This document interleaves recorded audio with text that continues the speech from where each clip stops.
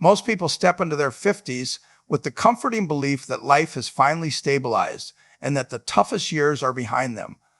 By this point, you have spent decades building a career, supporting a household, and navigating the chaos that comes with younger adulthood. You have learned lessons through mistakes, recovered from setbacks, and developed routines that make life feel predictable. That sense of predictability, however, can become one of the most dangerous illusions you carry into this stage of life.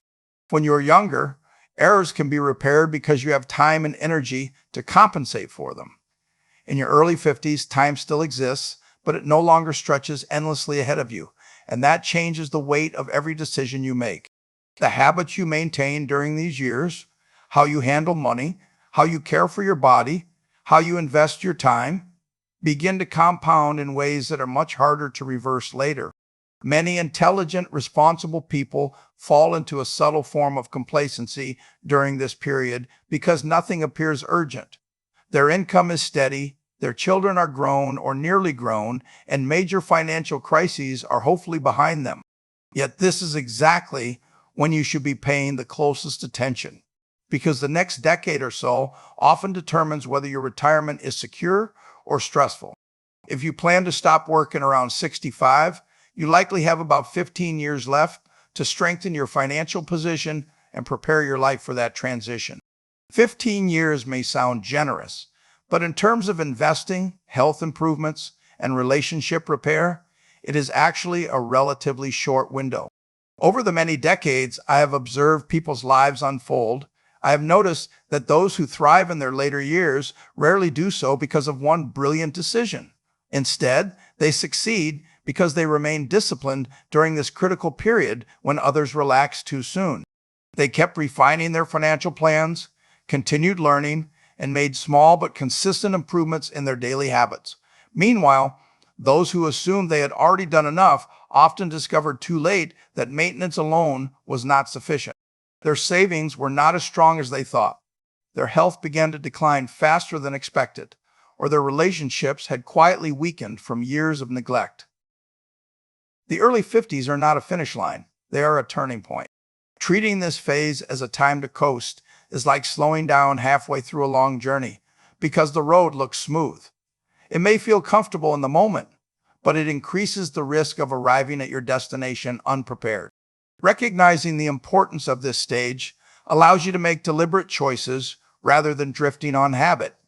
You still have enough time to make meaningful changes, but that time is valuable and should be used intentionally rather than casually. One of the most emotionally complex challenges people face in their 50s is deciding how much financial support to provide to their adult children.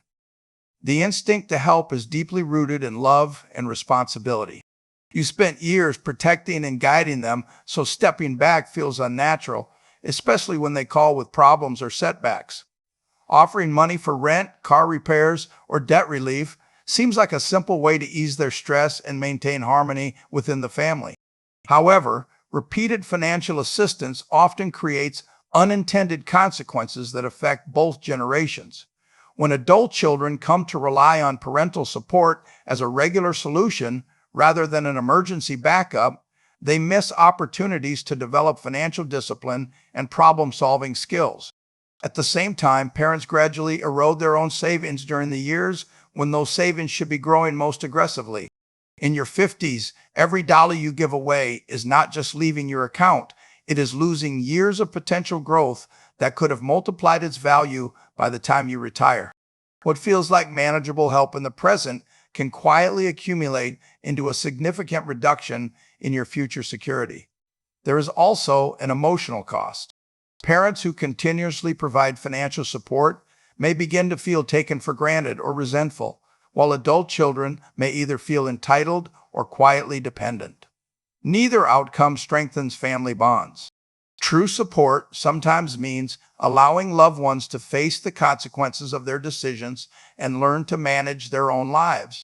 This does not mean abandoning them in genuine emergencies or refusing all help, but it does mean setting clear boundaries and distinguishing between temporary crises and ongoing lifestyle support. Many parents discover that once they stop automatically stepping in, their children become more resourceful and responsible than expected. They find additional work, adjust their spending, or seek advice instead of money. By stepping back financially, you are not withdrawing love. You are encouraging maturity. From a practical standpoint, reviewing how much you have given your adult children over the past year can be an eye-opening exercise.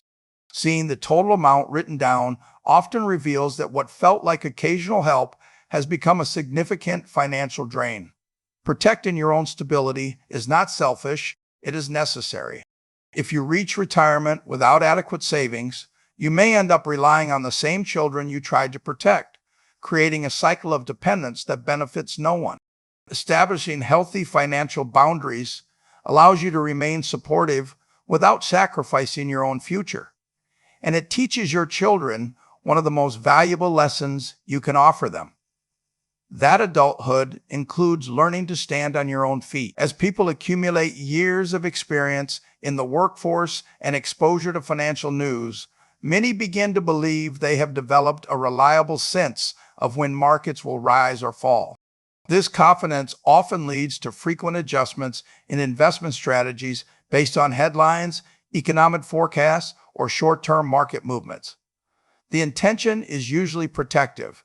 You want to shield your savings from losses and take advantage of opportunities at the right moment. Unfortunately, this approach often produces the opposite result. Financial markets are influenced by countless unpredictable factors, and even professionals who dedicate their careers to analyzing these forces struggle to forecast them consistently.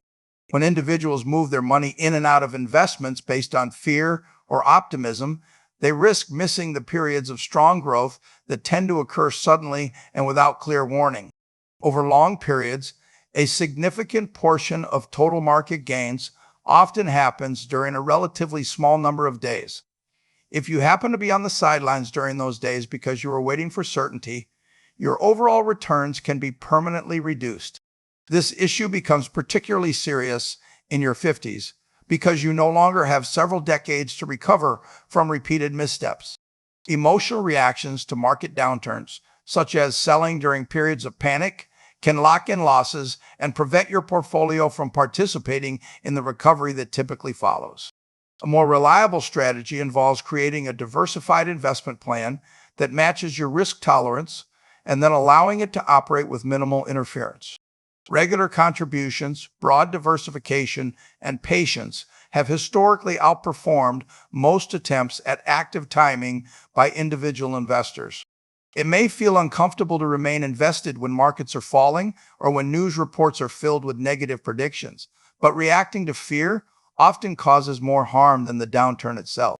Instead of focusing on predicting short-term movements, it is wiser to concentrate on maintaining a consistent plan that is designed to endure both good and bad periods.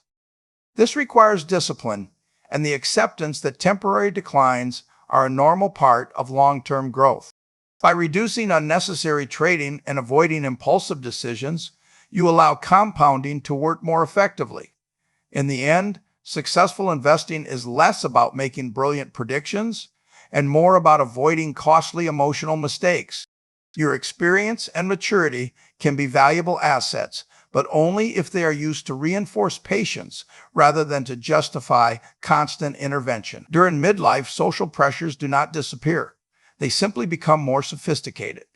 Instead of trying to impress strangers, you may find yourself comparing your lifestyle with that of friends, neighbors, or colleagues who seem to be enjoying visible success. When someone in your circle buys a larger home, drives a luxury vehicle, or frequently travels to exotic destinations, it is natural to question whether you should be doing the same. You have worked hard for decades, and part of you may feel you deserve to enjoy the same outward signs of achievement. The problem is that appearances rarely reveal the full financial reality behind them. Many people who display an affluent lifestyle are financing it through debt or by neglecting long-term savings. From the outside, however, all you see are the symbols of comfort and success, and those symbols create a quiet but powerful pressure to match them. This is how individuals who were previously disciplined with money begin to increase their spending on things that offer limited, lasting value. They upgrade perfectly functional vehicles, renovate homes beyond their needs, or adopt expensive hobbies simply to feel that they are keeping pace with their social group. In your 50s, this behavior is particularly dangerous because the time available to recover from overspending is shrinking. Every large purchase should now be evaluated not only for its immediate cost, but also for the future value of the money being used. Funds spent on depreciating assets or status symbols are funds that will not be available to generate income in retirement. True financial independence often looks modest from the outside because those who achieve it tend to prioritize long-term security over short-term appearances. They spend deliberately rather than impulsively and choose purchases based on personal value rather than social approval. One useful habit is to pause before any major discretionary expense and ask yourself whether you would still want the item or experience if no one else ever saw it or knew about it. This question helps separate genuine personal desire from the influence of comparison. By resisting the urge to compete in a silent race of consumption, you protect both your finances and your peace of mind. Living slightly below your means during your 50s can create a level of security later that no luxury purchase can match, and it frees you from the constant stress of maintaining an image that may not even reflect your true priorities. As you move through your 50s, several important realities converge at once. Your remaining working years are limited, your body becomes less forgiving of neglect, and your professional environment continues to evolve whether you are ready for it or not. It is easy to postpone important changes by telling yourself that you will address them once life becomes less busy. But in truth, life rarely becomes less demanding on its own. If you plan to retire in your mid-60s, the years between now and then represent your last major opportunity to strengthen your finances, protect your health, and ensure that your relationships remain meaningful.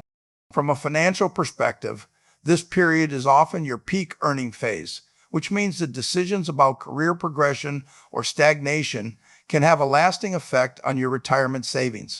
Remaining in a comfortable but underpaying role out of habit or loyalty may cost you significant income that could have been invested for your future. Periodically reviewing your skills, exploring opportunities, and ensuring that you are fairly compensated are forms of self-care, not betrayal of your employer. At the same time, your health becomes an increasingly important factor in determining how you will experience retirement. Chronic conditions that develop slowly in your 50s can dramatically limit your independence later and create medical expenses that strain even well-planned finances. Simple habits such as regular exercise, balanced nutrition, and routine medical checkups are not just about living longer. They are about maintaining the ability to enjoy the years you have worked so hard to fund. Equally important are your relationships. Many people reach retirement with sufficient money, but discover that their social connections have weakened due to years of prioritizing work and postponing personal time. Rebuilding those relationships later can be difficult if emotional distance has grown over time. The common thread linking all these areas is discipline. Rarely does long-term stability result from one dramatic decision. It is usually the product of hundreds of small, consistent choices, saving a portion of each paycheck, choosing a healthy meal instead of a convenient one, calling a friend instead of postponing the conversation, updating your professional skills even when you feel comfortable. These actions may seem ordinary in isolation, but over a decade or more, they shape the quality of your later years. You cannot control every external event that will affect your life, but you can control the habits you practice daily. By treating this stage of life as the final stretch of a long journey, rather than a time to slow down, you give yourself the best chance of reaching retirement with the freedom, health, and peace of mind that make those years truly rewarding.